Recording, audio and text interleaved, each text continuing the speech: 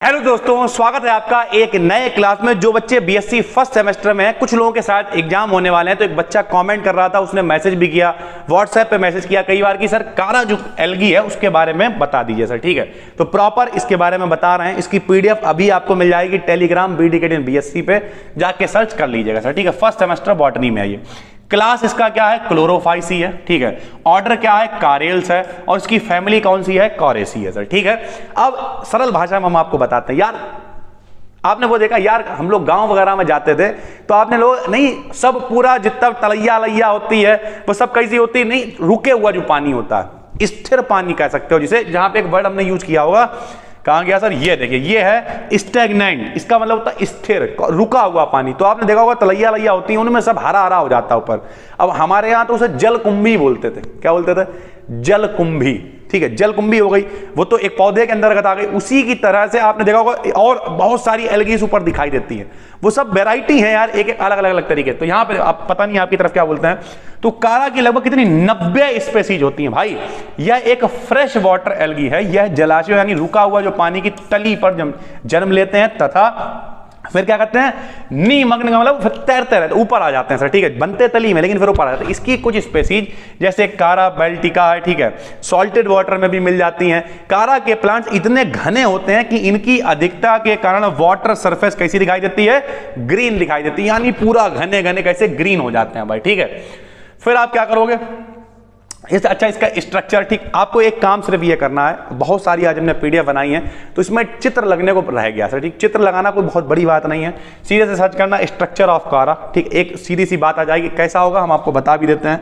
बस सीधा सीधा होता है भाई। ठीक है, ये देखो सीधा सीधा होगा, कुछ ब्रांचेस निकली हुई होंगी, बहुत सीधा सा है, आप आराम से बना लोगे, कोई दिक्कत नहीं। गूगल पर सर्च कर लेना, सबसे पहले आ जाएगा। तो कारा की प्लांट बॉडी या थैलस, उसी को कहते हैं सर। ठीक है, सीधी एवं ब्रांच होती है, यानी सीधी तो होगी ही, प्लस उसमें क्या होंगी? ब्रांचेस होंगी भाई। ठीक है, आप देखना चित्र में, यहां पे लगना भूल गए वरना दिखाते हैं हम आपको। यह रिचॉइड्स के द्वारा पूरी जुड़ी रहती है। ठीक है, सब्स्ट्रम से जुड़ी रहती। थैलस पर इंटरनोड्स और नोड्स दोनों होते हैं भाई। ठीक, इंटरनोड्स और नोड्स दोनों पाए जाते हैं इसके थैलस के ऊपर। कारा की सेल की रचना स्थिति के अकॉर्डिंग एवं इंटरनोड को सेल्स नोड के सेल से छोटे होते हैं। सेल्स मतलब समझते हो कोशिका आप, तो जो इंटरनोड वाली कोशिकाएं होती हैं वो किससे छोटी होती हैं? नोड वाले से छोटी होती हैं। तथा इंटरनोड सेल्स के चारों एक सेल वॉल चढ़ी होती है जो सेलुलोज की। सेल वॉल मतलब क्या? वही कोशिका भित्ति जो cellulose, calcium salt, silica in सबसे बनी होती है भाई। ठीक है, ये आप पूरा लिख देंगे। फिर आपसे कह देगा इसका रिप्रोडक्शन यानी कैसे होता है। 2 नंबर में खूब आता है, 2 नंबर का मतलब शॉर्ट में, 3 नंबर जितने में भी आपका शॉर्ट आए उसमें खूब पूछा जाता है कारा का रिप्रोडक्शन। तो 2 तरीके से होता है। एक होता है वेजिटेटिव, जिसे शायद हिंदी में वर्धी कहते हैं। निम्न मेथड के द्वारा पहला क्या होता है? एमाइलम स्टार के द्वारा। स्टार क्या? कुछ विशेष प्रकार के स्ट्रक्चर्स, विशेष प्रकार की संरचनाएं बन जाती हैं, सितारों के समान कह लो सर। ठीक है, इस मेथड में नोड्स के सेल में विशेष प्रकार के स्टार लाइक स्ट्रक्चर्स बन जाते हैं जिन्हें एमाइलम स्टार कहते हैं। ये पेरेंट सेल से अलग होकर नए पौधों को जन्म देने की क्षमता रखते हैं। जैसे कारा हो गया, पूरा एक एग्जांपल हमने यहाँ पे लिख दिया था। ठीक है, उसके बाद दूसरा होता है बल्बिल्स फॉर्मेशन, इसमें बन जाती है इस मेथड में। फिर कुछ बनेंगे, ठीक है, इस तरीके के स्ट्रक्चर जो नए पौधों को जन्म देंगे, यानी 2-3। एक तीसरा और भी होता है, सी वाला, क्या है?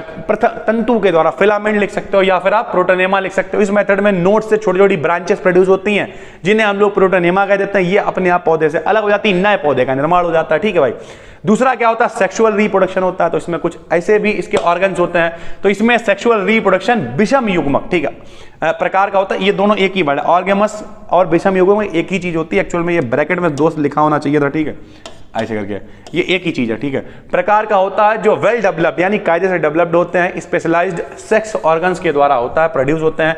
मेल स्ट्रक्चर को इसमें तथा फीमेल को इसमें कहा जाता है। अधिकतर स्पेसीज इस तरीके की होती हैं, सेक्स ऑर्गन का फॉर्मेशन एक ही नोड पर होता है भाई। ठीक है, बस इतना आपको लिख देना है और साथ में क्या करना है? इसका डायग्राम जरूर बना लेना है मेरे भाई। गूगल पे ले, हम आपको सर्च करके दिखा देते हैं, वरना कुछ बच्चे कहेंगे भाई सर जी बौरा बना देते हैं हर बार।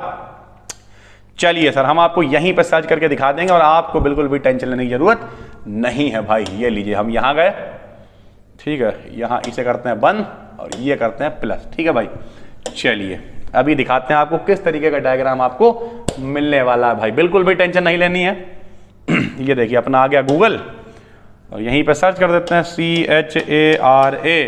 ठीक है भाई, बस इतना ही आप लिख दीजिए, आ जाएगा भाई। ये देखो, ये गया इमेजेस पे, पहले ही आ गया है सर, ठीक है, बल्कि कोई दिक्कत नहीं। ये लो भाई, ये डायग्राम बनाना आपको, ये वाला बना लीजिए आप, ठीक है, कोई दिक्कत नहीं। ये देखिए कितना बढ़िया डायग्राम हमारा, ब्रांचेस दिख रही, सीधी सीधी नलिका दिख रही, पूरी दिख रही है। उसके बाद ये बनाइए, देखिए कितना अच्छा लग रहा है, ठीक है भाई। अब ब्रांचेस दिखाई दे रही है आपको, बस इतना ही करना है, इसके अलावा कुछ भी नहीं करना है भाई, ठीक है। तो उम्मीद करते हैं आपको समझ में आ गया होगा। इसकी PDF आपको मिल जाएगी Telegram BD Gate in BSc पे। और भी कोई दिक्कत है तो नीचे कमेंट कर दीजिए, कोशिश करते हैं। फिर मिलते हैं, तब तक के लिए धन्यवाद।